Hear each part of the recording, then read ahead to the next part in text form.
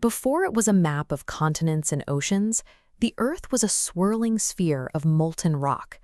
That raw thermal energy was trapped inside. The solid ground we walk on is essentially a thin, frozen skin. Just beneath our feet, that ancient heat continues to drive a massive, continuous geological engine.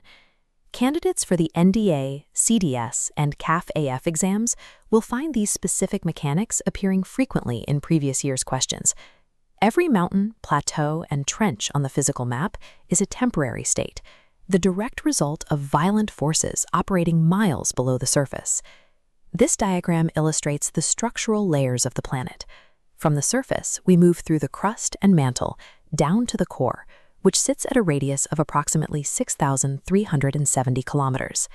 The outermost solid layer is the lithosphere, extending up to 200 kilometers deep.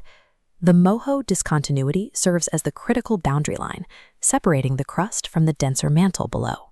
Descending further to the 400-kilometer mark reveals the asthenosphere. This is a heated, weak zone where the material is semi-fluid, acting as the primary underground source for molten magma. Inside that intense heat, basic elements like oxygen, silicon, and iron do not remain isolated. Subterranean energy forces them to bond together. These chemical bonds form the distinct geological minerals that make up the Earth. Elements combine to create materials like feldspar, quartz, and mica. These deep earth minerals are the building blocks.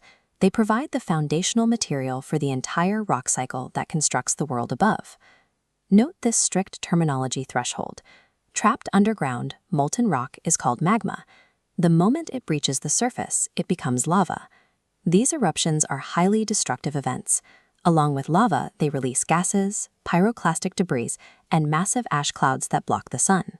This visual highlights how cooling lava builds different surface landforms over time. Depending on the eruption style, the results are broad shield volcanoes, steep cinder cones, or massive composite volcanoes. This cross-section shows a different path. Magma often never reaches the surface, getting trapped in deep fissures and cooling to form intrusive structures like batholiths and sills. When magma cools in vertical sheets, it forms dikes, common in western Maharashtra. Whether cooling on the surface or deep underground, this hardened material forms igneous rock, serving as the first phase of the Earth's crust. Once solid rock is exposed to the atmosphere, geomorphic processes take over. Wind, rain, and river erosion weather the stone, breaking it down into smaller particles. To understand how these particles shape the land, we look to the Karawas of Kashmir, a frequent subject of geographical study. Karawas are physically distinct, elevated, flat-topped tablelands. They are composed of thick deposits of glacial clay, sand, and silt embedded with moraines. These glacial soils are economically vital. They provide the specific conditions required for cultivating saffron, or Kashmiri saffron. The sheer volume of eroded material gathered in these fields over millennia demonstrates the scale of these sedimentary formations. Over immense periods, the weight of these accumulated layers causes compaction and lithification, turning loose material into sedimentary rocks. The cycle continues underground. When tectonic plates collide, the crust buckles and folds, forcing vast sections of existing rock deep back into the Earth. As those sedimentary and igneous rocks are pushed deeper, the crushing tectonic pressure and intense subterranean temperatures force a reorganization of their chemical structure. This pressure is evident in India's central highlands. The presence of marble, slate, and gneiss serves as direct physical evidence of this deep crustal folding. These metamorphic rocks indicate that a region has survived a complex history of repeated geological cycles and extreme force. Pulling back to a macro perspective reveals that these rock states are not permanent, but part of an interconnected, looping system.